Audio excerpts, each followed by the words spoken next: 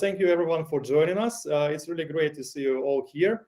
I would like from beginning, I would ask, because it affects recording, if everyone can turn off camera, but only me and Michael would stay with camera, and also please mute your mics. So it's just like that recording would go a bit kind of more focused. But then later in the end of the webinar, we will give everyone opportunity to ask questions. So no worries about that. We will have live discussion. We are not that formal as most of webinars. We really want to keep it, like very casual way webinar, like as a conversation. So thank you everyone for joining it. My name is Tim Babkin. I'm International Sales Manager at Seidat. I'm nowadays in Helsinki. So I believe all of us are located in different geographies. But we have really, when we met with Michael a couple of weeks ago, we end up on talking one topic that, is it time to wait or act? Because all this uncertain situation and really crisis situation is really affecting everyone. It doesn't matter, are you running business or you're a customer or you're just a consumer or whoever, it affects everyone. It affects kids, it affects adults. But what we have to know that it's probably situation is start to be constant. And we end up talking with Michael about this topic, realize that we can't stop. We can't get stressed every time when things start to happen this way. So we decided we probably should talk about it. And since Michael is really interesting person and has great knowledge about corporate strategy and business strategies and also hands-on experience in running business, so I think he's really great person to join this conversation. So I could give you some small preview of Michael's background. So we are pleased and honored to have Michael Hoffman with us. So Michael has degree from the University of South California, Arizona State, and the University of Lund in Sweden.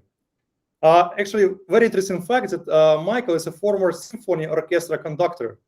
But later he made transition to executive coaching, and at the same time he started his own company, which is aiming to make email productivity better, called LeanMail, back in 2007. 15 years later, Michael is a highly regarded executive coach and mentor for top leaders in organizations around the world.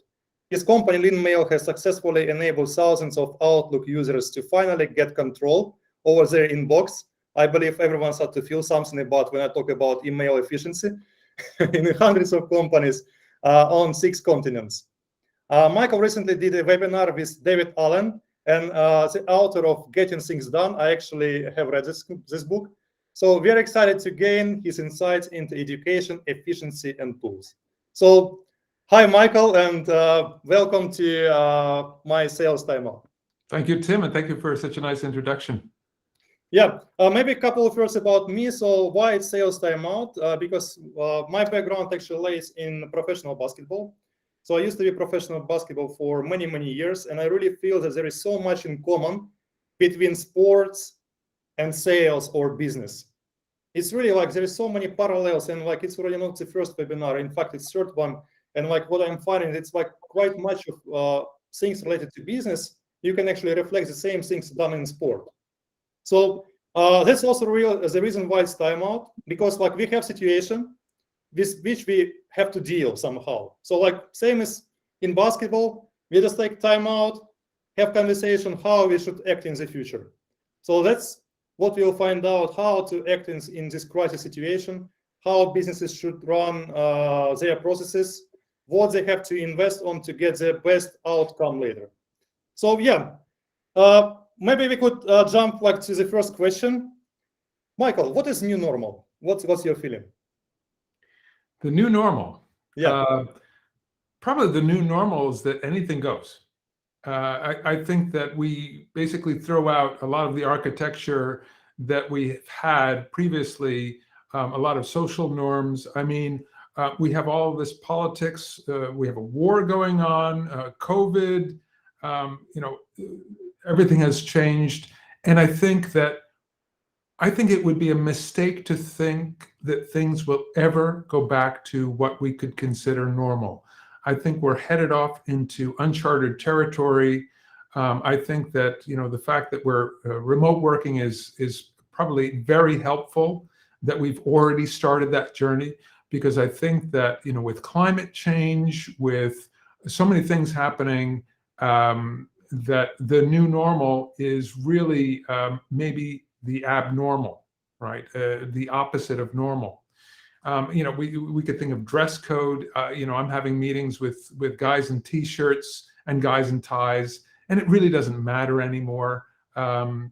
So, I guess that's it. The new normal is very difficult to put your finger on, and I think you have to get used to change. Change is the new normal. Yeah, I definitely think so, and I also like thinking about recent couple of years, and these drivers actually of transition and progress in some ways, they were actually crisis situations. Like if we think back on 2019 and 2019, beginning of 2020, when we all got COVID, we all were stressed. Okay, how are we gonna act? What we should do? How are we gonna run our sales? Do I know how to run sales? Like I can't meet people online anymore. Or sorry, online, face to face. Online, okay, what is this? Like how I can build trust having online meetings? We had so many questions, and it kind of slowed down all of us. It paused sales processes for many companies. Actually, quite many companies were not able to make this digital sales transition, and they were just like we were thrown away from the market by more flexible and fast-changing companies. And like what we learned that actually it's possible to act. Economy actually accelerated, like even like over results of performance like what we had before COVID. So it was possible to innovate, possible to make transition and so on. But now we face situations, there is new threat, there is war. And it's also like I'm taking care of sales. So I also like realize that things slowing down. People start to think, okay, like let's talk in May, let's talk in somewhere else. Like it's really like we need this tool, like really, but we decided it's so uncertain situation. We don't know how to act. Let's take pause. Why? So I'm sorry, what was the end question there? Yeah, it was kind of more not a question, but my next question to you is like thinking about this global crisis situation. What strategic investment businesses and processes would have the best return of investments? So actually what to do now to get as a winner from this situation in the future? Well, you just mentioned trust before, and I think that in order to gain trust, first of all, trust has to do with relationships, and there's nothing efficient about a relationship. You can't speed up relationships that much, right? So you can't all of a sudden figure out some very efficient way to gain trust. You can figure out effective ways of gaining trust, but efficiency is very difficult in this area. So, I think one of the things is consistency. I think consistency is extremely important, that you have clear values and that you follow those values and make sure that, for instance, showing up to meetings on time, not having excuses, and also not trying to go for the big deals, but go for things that will produce relationships. Now, in terms of the kinds of, I guess, business processes that would have the best ROI, we still go back to basics like low-hanging fruit, and looking at your processes to reduce waste and focus on value, but also innovation. And when I talk about innovation, I'm talking about something very different from improvement. So innovation is a big step from where you are, whereas improvement is just gradually getting better. And I don't think that today improvements are going to cut it alone. I think it's important that we understand that in order to innovate, we're going to have to do some complete changes and not be afraid of taking big steps in order to do that. Okay, yeah, I totally agree with you. But if you have to come to actually to the practical part, so like thinking about the circumstances now, like if you think about, okay, let's not make it complicated. Let's make it two things.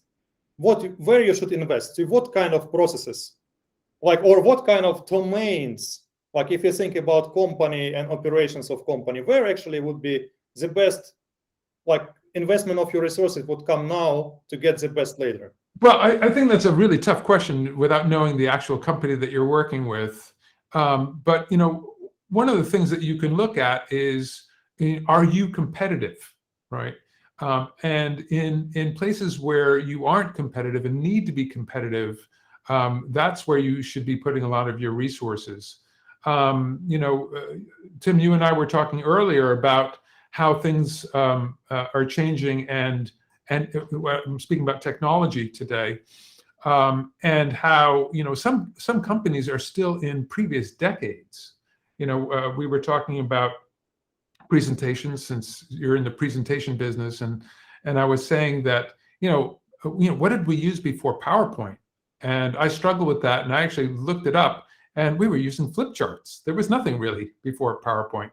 And then what did we use after PowerPoint? And basically, the biggest company that I know about is Prezi, but Teams has already eclipsed that by you being well. Let me say this, that they did innovate PowerPoint to a certain degree, but then they kind of sat on their laurels, and then you at Seidat come along and create something that is a huge innovation over PowerPoint in the ability to centralize the information, so that when you are sending out links to your presentations, you can upgrade them.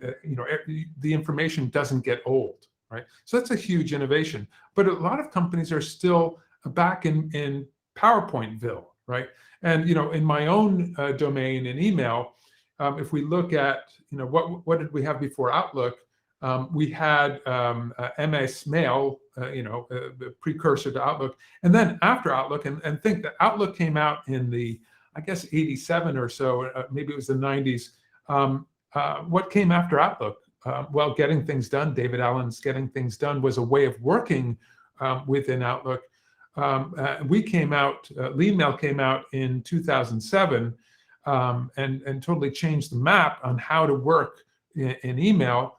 But we don't have millions of users, so that means that of the 400 million users in Outlook, a clear majority are still back in the 90s in the way they're working. So getting back to your question, innovating the places where you need to be competitive, where you're spending a large portion of your day, email, presentations, I would say these are great places to get some ROI.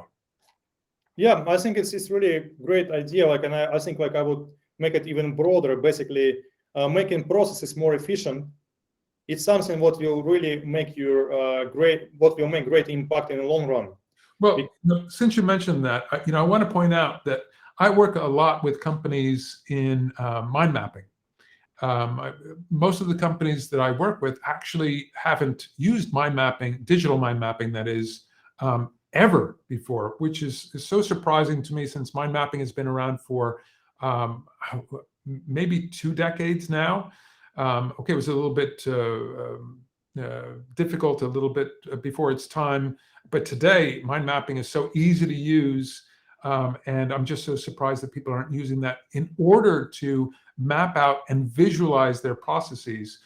People will have these big CRM systems, but they have no way to see how their CRMs can be optimized, how their processes can be optimized. And instead, they're using very clunky software like Visio. And Visio looks beautiful, but very difficult to actually make changes within your teams on the fly on a regular basis. And if you can't do that, then you're really missing out on 90% of the whole reason to use this kind of software, whether it's diagram or mind mapping software. So I always opt for the mind mapping. And then if you want to make something very static at the end of the day, you can always do that from a mind map to a Visio type of illustration. But so I think mind mapping is something that people need to start to take a look at. I think we use mind mapping at least 20% of our day. So yeah, I think it's also kind of leads me to the idea that it's actually not everyone knows about this type of technique. So I think that actually education could be one more thing what we have to really concentrate now is actually investing in people.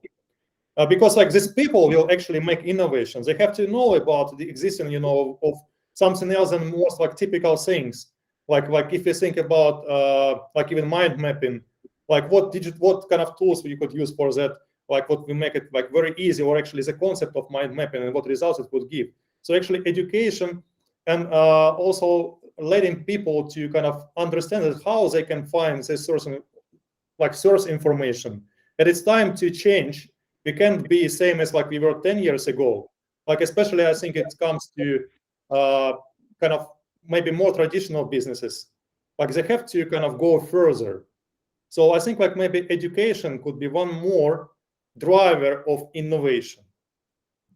Absolutely. And I think actually, we complain a lot about COVID, and we have a lot to complain about. But at the same time, COVID has also forced us into doing more things online, and especially education, right? I mean, even, I had been working at the the graduate school here, they were forced to put a lot of their courses online and so on. And so, online learning is opening up so many doors.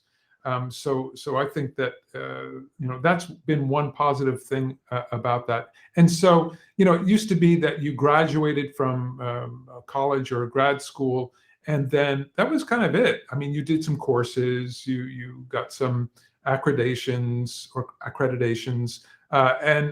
but it wasn't like a daily thing. Today, there are so many possibilities for you to extend your education. And I think that's very exciting.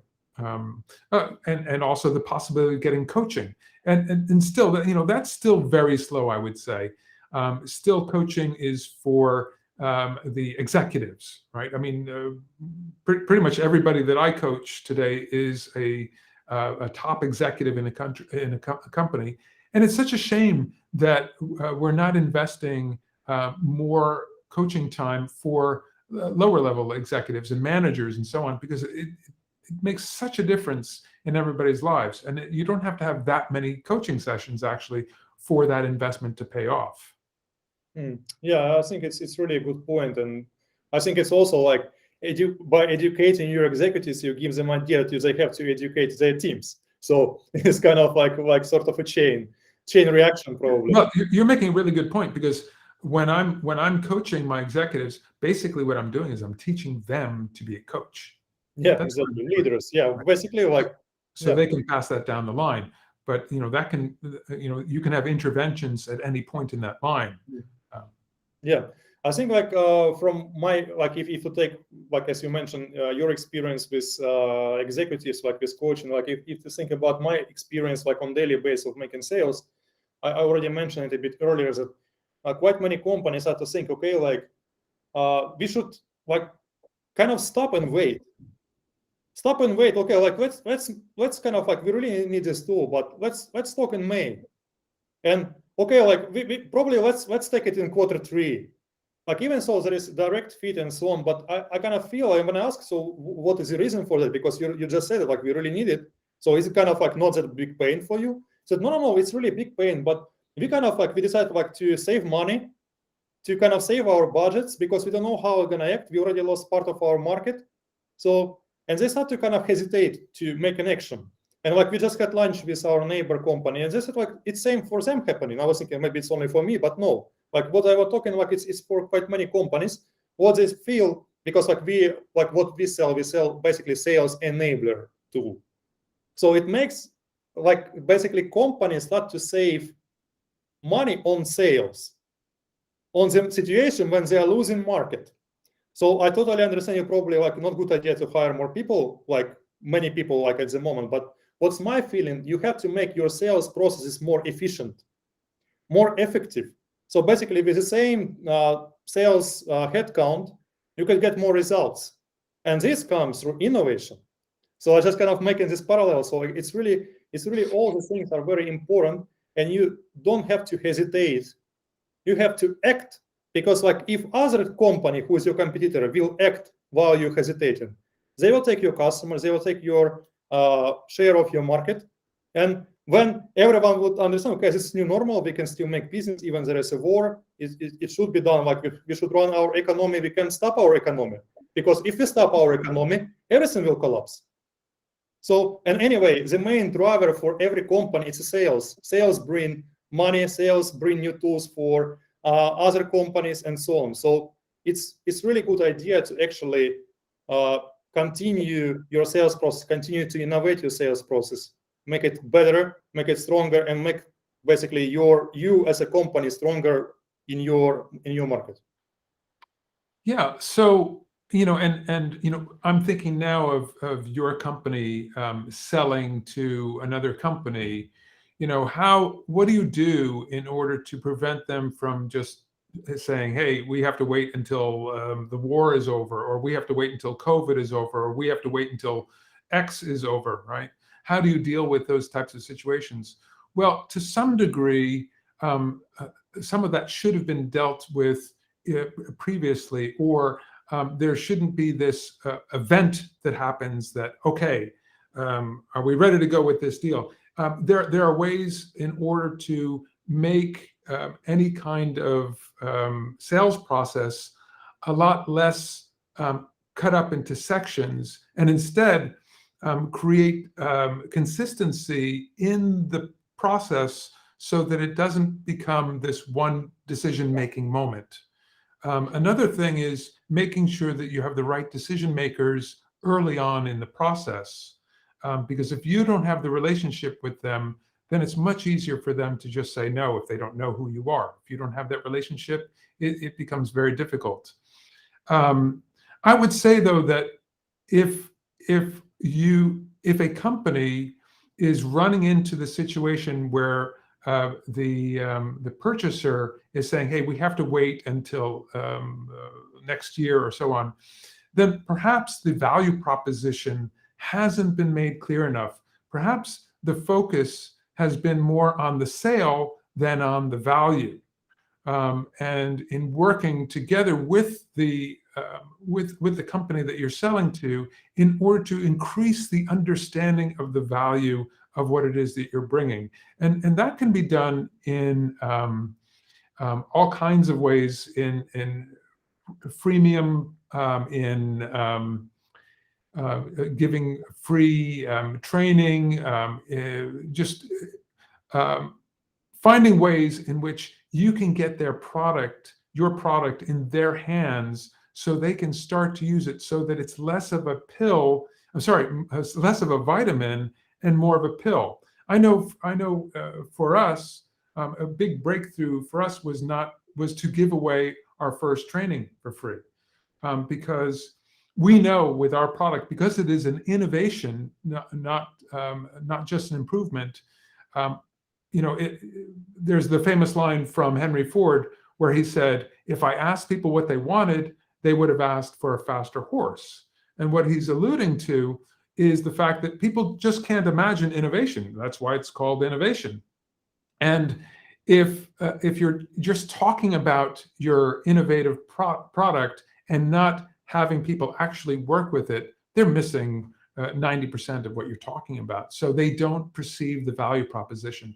So in some way, as soon as possible, you have to get it into their hands, get through the change management of whatever you're providing, get them to really understand how valuable your product is. Then you have a chance. And you can do a lot of that work before the sale, right? Before you say, okay, how many of these do you want? How many widgets do you want? And I think, so having also the courage to extend yourself to the point where you're investing in your customer before they're willing to invest in you, I think this is also quite important. So you have to be strategic in who you're speaking with, speak with the right people, already start getting value in there, and then you're going to close those deals if you have a great product. Yeah, definitely. I totally agree with you. And I think like on this way, of course, like, every situation can just run into this type of issue, but like you're totally right. The way how you communicate your value proposition is very important. And again, like on some way, your sales materials come crucial in that. how you actually use them for communicating your value, how efficient them, and can they actually help you to run sales. But like we run out of time, so I will give you a last question, and then we could get questions from the audience. So how these investments or impact of investments could be measured? How do you think? Well, I guess, the top and bottom lines are obviously important. We should be looking at that.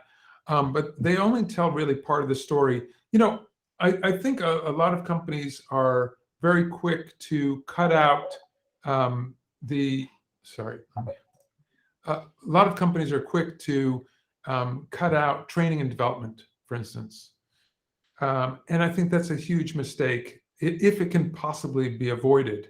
I think that, first of all, training and development is very easy to cut out because it's, a phone call basically, or maybe not a phone call, depending on the size of the company, but it is not, it can be made in a decision. And the thing is, training and development is usually a very small part of the budget, but it's easy.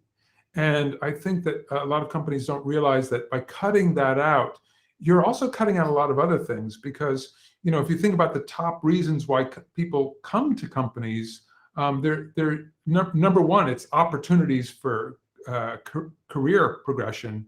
Number two, it's going to be salary. But number three, it is, getting development. It's getting that training. And so if you cut out the training and development and giving them new tools and helping them learn these tools, you're also saying, hey, we're also limiting your opportunities for career growth. And so, those are two strikes right there. So, I think making sure that you're constantly measuring the results of increasing your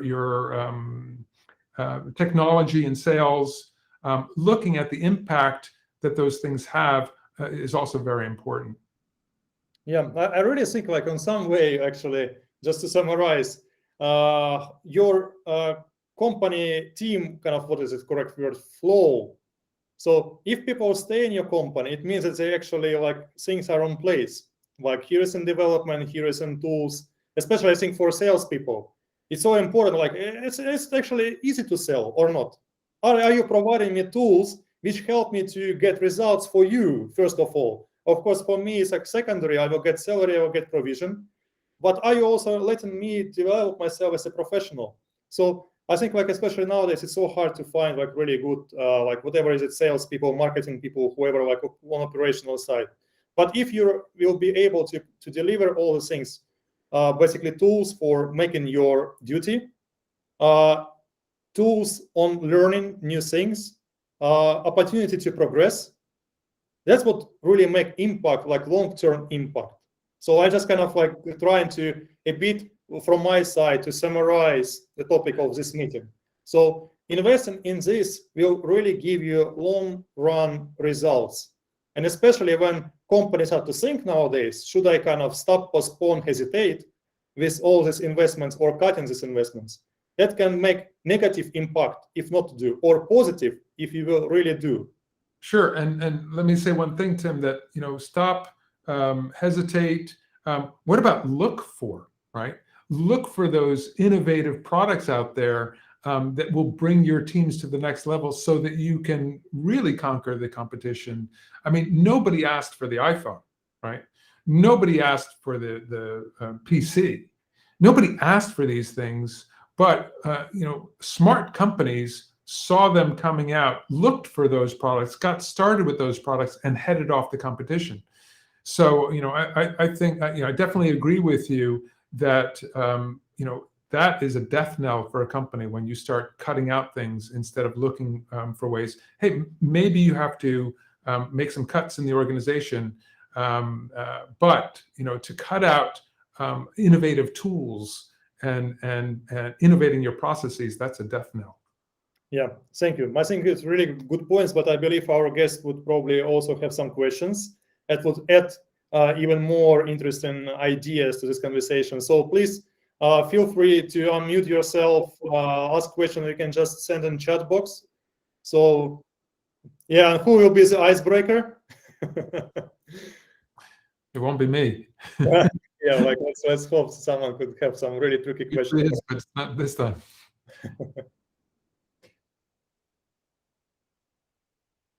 All right. So please be brave. What's your ideas? Like maybe you can give some extra point of where actually companies on this hard time should invest. Maybe you have some not question but ideas. So please share with us. Or maybe contrary ideas. Yeah, maybe we said something wrong and you think very differently. So Tim, while we're waiting for people to react and think about Yeah, I hope someone will just unmute. Maybe like just keep attention that you are muted at the moment. So unmute yourself and ask question, or just write it on chat box. Sure. In the meantime, I'm going to post a way to get a hold of me in the chat if anybody is interested in any more information about what I'm doing, or interested in LeanMail or coaching. So I've just entered that into the chat for anybody to make an appointment in my calendar. So. Yeah, it seems like we covered quite well these questions, which we had today. So maybe Everybody's ready for Easter. Also reflecting to sorts of people that is like totally fulfilled all the answers to them. So. Great. Okay, well, but well, before we go, maybe another question is: does anybody have a great suggestion for a webinar that you would like to get more information on? Yeah, you know, what is a topic that interests you, that you feel like perhaps it's not getting enough coverage and you'd like to learn more about that? There must be something that you're interested in that you think, oh, could be interested in this. I'm working on a project or so on. Anybody have that kind of an idea? Also, maybe you can also suggest who could be my next guest. Okay. I think everybody's ready for Easter. I think that's it. Yeah, I think Easter is really approaching quite fast. So thank you very much for joining this time out. I really hope this conversation was interesting for you. And I really hope it was just like not only brought interesting ideas, but also wasn't that boring. We will also send you recordings after this webinar. And again, let's connect on LinkedIn. Let's discuss topics. If you have some questions, you can reach to me or to Michael, and we can continue discussion.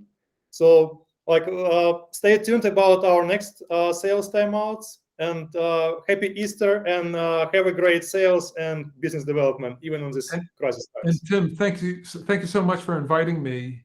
And I just want to say one last word before we end, and that is peace.